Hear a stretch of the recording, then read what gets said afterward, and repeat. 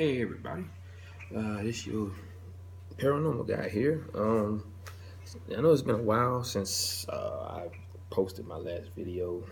I've been, busy working, a lot of overtime at my job. Been working 7 days and 14 hours. Well,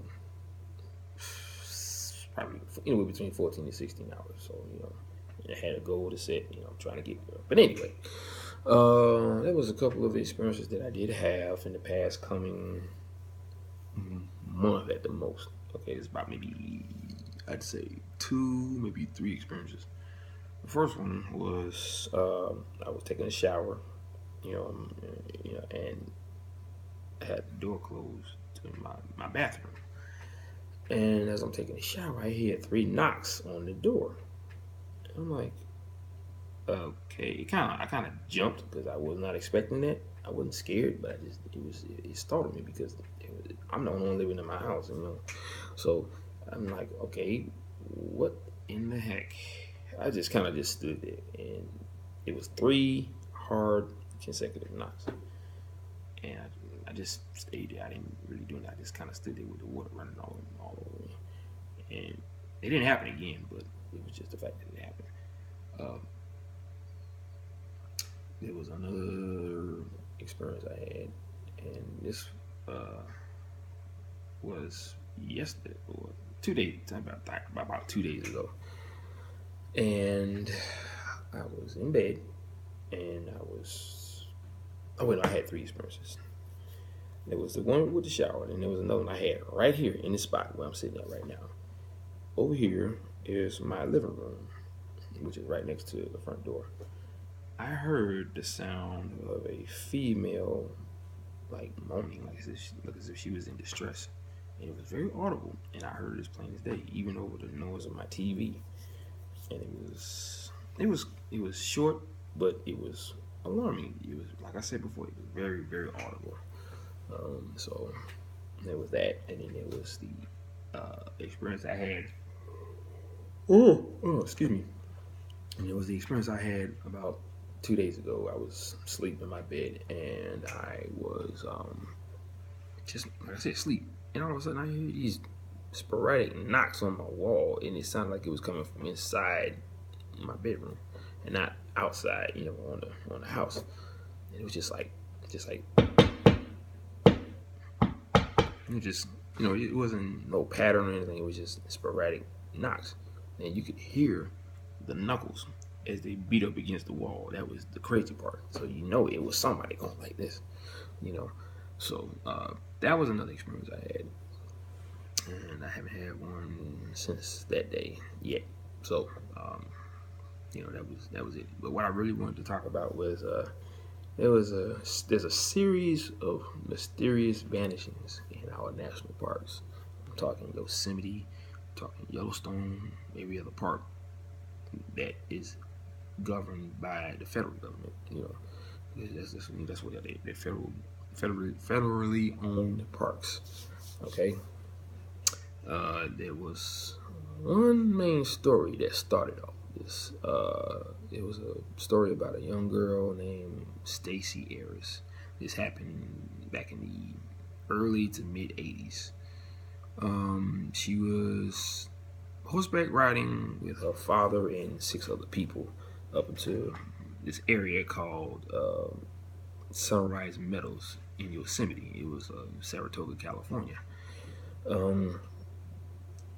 They rode into this area that had some cabins, and they, I guess, rented a bunch of them out. Her and her father was in this one cabin. They were cleaning up and, I guess, changing their clothes. Stacy wanted to take her camera down into this little area where they had a lake and take some pictures with a camera.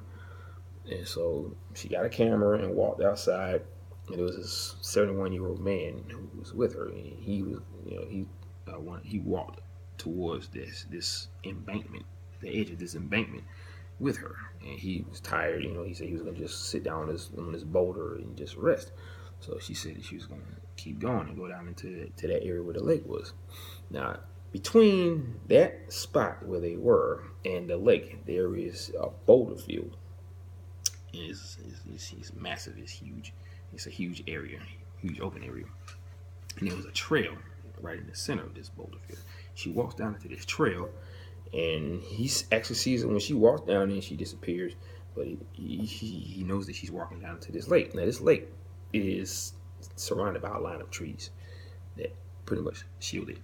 Off to one side, there was an opening leading into this huge bushel of trees. He sees that she walks down in there, and I guess she was taking pictures or whatever. He sees her as she walks through this opening, and she never came back. A large search ensued to find her. The end result was she was never found. Now, like I said, this was back in the early 80s, so she hasn't been found since. It's been 30, 40 years now, and pretty much, I'm pretty sure half of the people that was involved in the case or the witnesses are dead, because most of them were old anyway. And I think her father's dead too. Then she may have some other relatives living, like maybe an uncle or a cousin. Who knows? I don't know. But that was pretty much the extent of the whole story. I'm pretty sure there was a bite of it in the newspaper, but after that, that was it. That's one thing I didn't notice about these mysterious disappearances, is that the news bites on these stories last about maybe a day. And after that, that's it. There's nothing else said about it. And the search lasts probably about maybe 2 weeks tops. And then after that, that's it. Now, here's where it gets weird. The National Park Service does not keep information about these mysterious disappearances. Why? I don't know. I mean, you would think if you have customers or, people that come into your parks, you would keep track of who disappears in these parks, because there's a lot of people that disappear in these parks, but it's the crazy parts of the cases and the evidence that are surrounding these disappearances. We have people who go into these parks, some people who know the parks very well. They know where they are, they know how to get to where they gotta go, they know all the areas, at other parts, because most people, they probably hike for hobbies. They probably hike for a hobby, and they've been doing it for years. But yet they always seem to go in and they never come out. They have stories about people who go in. They could be standing right here near a pack of people. They fall behind, and they look back and they're gone. They just vanish. They look for them, and they can't find them. Maybe I say a week later, they'll probably find their body laying in a very shallow creek that's not even deep enough for you to drown in. But yet they find them in water, half naked with just their underwear on, no shoes, no nothing. Some of them are found with traces of alcohol that is over the legal limit as far as driving. Like, I think it's like a 0.02, anywhere between a 0.02 and a 0.08. Okay, which is very weird, because when you say if you're talking to the family, they'll tell you that they don't drink, they don't smoke, they don't take drugs, they don't do none of that, because even drugs are found in their system, which is still baffling. Okay, and this is the even crazy part. There is never any evidence of their reason for dying. There's no cause of death. They just dead. There's a lot of theories as to why it's happening. The first thing they think of, which is the worst case scenario, is they were abducted or kidnapped. Okay, fine. But how many kidnappings are 100% as far as the act? Okay, I've never heard of any kidnappings that were 100% like done without leaving any evidence behind. Sooner or later, whatever it is they do, it leads right to them, and they find them and they arrest them. But these disappearances are done with 100% accuracy. So it boggles the mind. Okay, there's stories where they vanish into thin air, and they're found in areas that don't fit your own logic. Because, okay, let's just say there was one story about a little boy. He was 2 years old. He was at his grandparents' farm, right? And he disappears. So, they couldn't find him. So they searched for him, and they got some cadaver dogs to search for him. They went out 12 miles. And they're thinking, okay, why would a child be traveling 12 miles? It makes no sense because the dogs was on his trail. But if you think about it, they were traveling 12 miles. They were still on his trail, and he traveled 12 miles. So that means he was out that far. What 2-year-old is going to travel that far to get to where he got to go? Like I said, it just boggles the mind. Okay, this little boy, he was found 19 hours later. And I'd say about 2, maybe 3 mountain ranges, a couple of fields, and a fence away.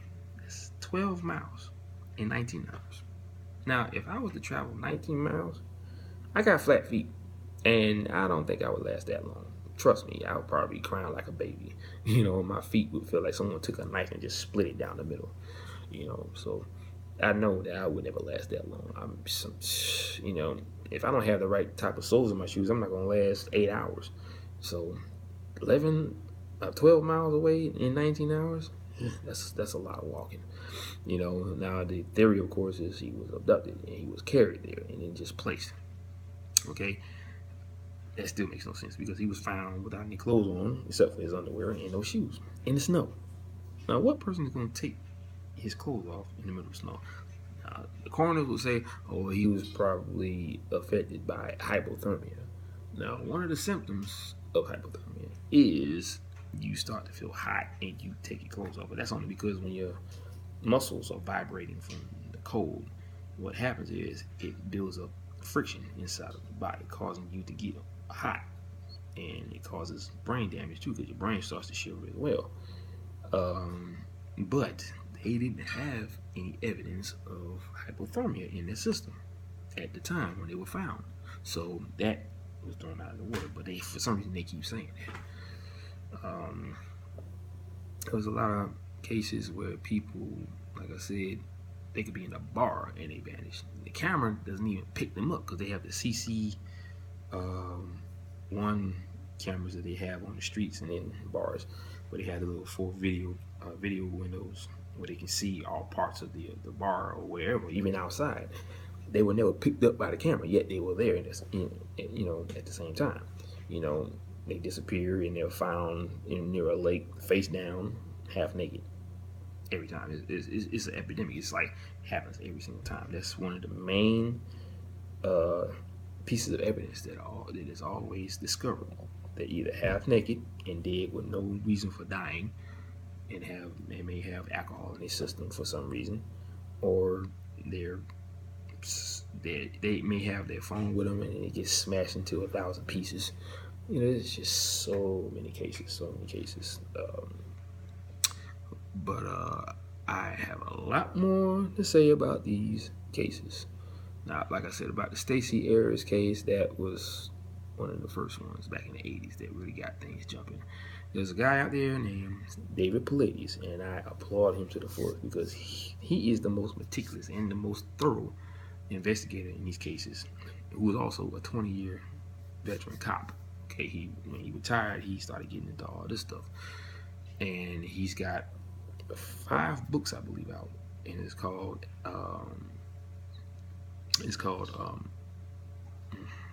my brain went blank. I'm sorry. Oh boy, it's called oh my gosh. Okay, I'm sorry. Right now, my brain just went blank. I know the name of the book, but I can't think of it right now. But anyway, his name is David Paulides. He has 5 books on these cases out there. Okay, and you can find them at canam.com. It's CAN, like Canadian, am.com. So you can go there and find his books, and I think it's called Missing 411. Yeah, Missing 411.